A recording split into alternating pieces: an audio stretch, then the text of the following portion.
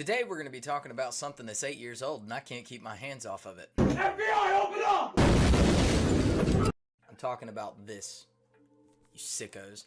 Believe it or not, there are people who still don't have a Switch even though it's going on its 8th year. And one of those people is a really good friend of mine that I've known for a very long time.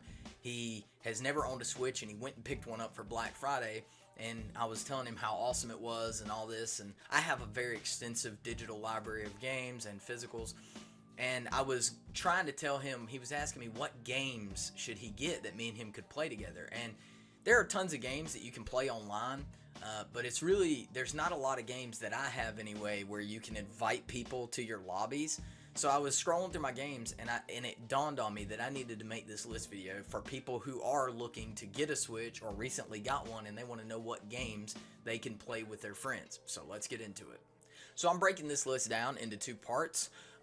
The first section will be definitely games, like games you should absolutely pick up to play with your friends. And the other section is going to be maybe, and I will give reasons for the maybes and all that and brief summaries of the games, but I'm going to try to keep the video as short as possible because I know you guys are all so busy. So Splatoon 3, it's a action shooter game, team-based shooter game where you, instead of shooting like, you know, in Call of Duty with bullets, you're shooting paint at each other, and it's a lot of fun. It's even better when you have friends that you can invite and get online with. This one is a two-parter, but is definitely one you should pick up, is Diablo 2 and Diablo 3. And right now, if you get the Primeval collection, it's on sale. You get both the games and all the DLCs for 20 bucks. That's as of recording this video. That deal could change, but they frequently put it on sale for $20 to $30 for both games plus all DLCs, and it's definitely worth buying if you pick it up because that's something you can play with your friends or even by yourself, and the replayability is almost endless, you know.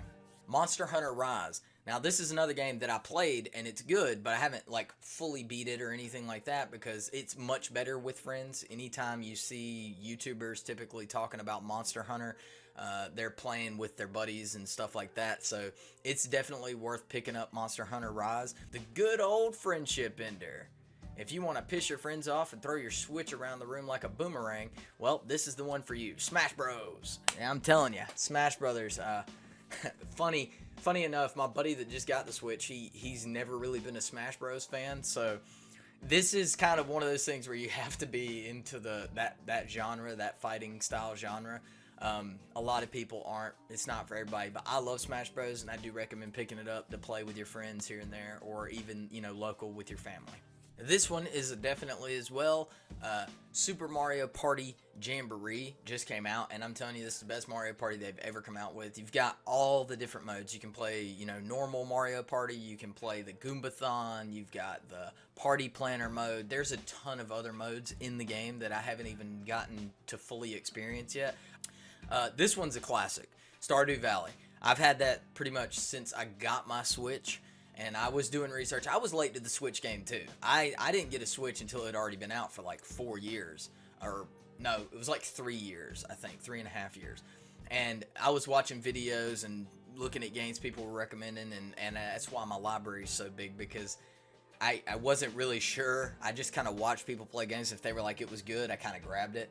Stardew Valley is awesome. It's a really casual game. You can go mining. You can do farm. It's a farm sim. It's a lot of fun. You can play it with your friends. They can join your lobby. You can build your world together. It's a lot of fun. Like I said, my buddy got the OLED Mario Kart 8 Deluxe edition for his Switch, and he got it on sale, so he already had Mario Kart 8 Deluxe, and that game is definitely worth picking up. I didn't even realize how many mini games were in Mario Kart. I remembered Balloon Pop from previous games and like the coin game where you have to try to get as many coins. But I did not know about some of the other ones, and they're a lot of fun. We played it for like an hour or two the other day. It was a lot of fun, just back and forth playing that. Now, this last one in the definitely category is a game that I actually just found recently, and it's a ton of fun. It's kind of similar to like Stardew Valley, the graphics and stuff, but there's a lot of other different things that you can do in this game. It's called Core Keeper, and Core Keeper is just... it's fun. You can invite your friends. You start off in this cave. The whole goal is to like fight bosses and survive, and like you gotta eat and you gotta raise livestock and build up your base and you unlock new recipes for crafting and stuff. It's a ton of fun. I definitely recommend getting Core Keeper. It's, I think, $20 on the eShop. It's definitely worth picking up. First one I want to say is Animal Crossing.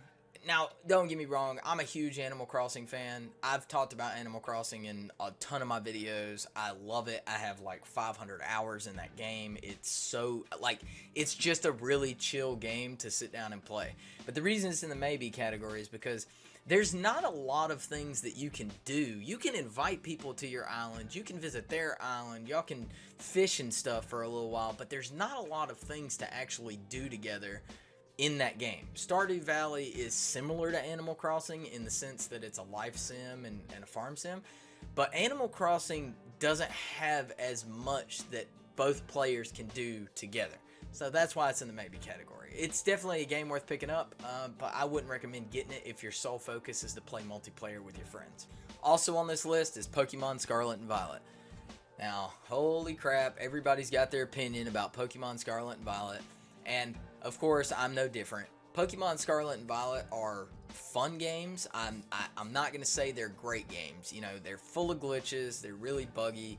The multiplayer's really buggy too. A lot of the times when I have played, they've gotten disconnected and stuff like that mid-game in the middle of a raid and stuff. So there's not really a lot to do in Pokemon either together, and that's another reason why it's on the maybe list, because yeah, you can go do the Terra raids and stuff, but I mean, it's literally just going to be Terra raids for what, 2-3 hours, and then by the time you're done, you're like, you're brain damaged. You know, it's a good game, it's just not something that I would recommend if you're getting it to solely play with your friends, unless you and your friend are both super into Pokemon, in which case, yeah, I guess you could get it and probably have some fun with it. It's not, I definitely don't think that it's worth the price that they have it listed at either, but that's for another video.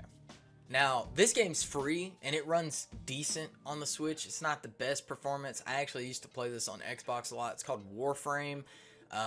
Basically, you fly through space and you land on these planets and you clear out aliens and you do survival challenges and stuff to level up your character, and it's a lot of fun. I enjoy it. It's not something that I play a lot anymore. I was really big into it like a couple years ago. This one actually costs money and it doesn't run that great. You're not going to be getting 60 frames or anything, but most games on the Switch don't anyway. But it runs okay. You can play. It's playable. It's not game-breakingly glitchy or anything. It's golf with your friends, and you can play this with, you know, up to, I think it's 16 people. You do have to pay. I think it's 15 to 20 bucks. It may have shifted in price. I can't remember, but I also think you get the DLCs with it. It's not a game you're going to play for an extremely long period of time, but if you like golf or putt-putt, you know, it's more like putt-putt, not really golf. It is a lot of fun. You can sit there and you know, turn on Collision and screw your friends over and stuff. It's a lot of fun. Anyway, guys, that pretty much sums up the list for games that I would definitely buy and games that I would maybe buy, and there's some things to take into consideration there. I would definitely recommend the ones that were in the first part of the list, so go back and rewatch that if you don't remember what they were and you didn't have your notepad out. Alright, and I'll see you all later.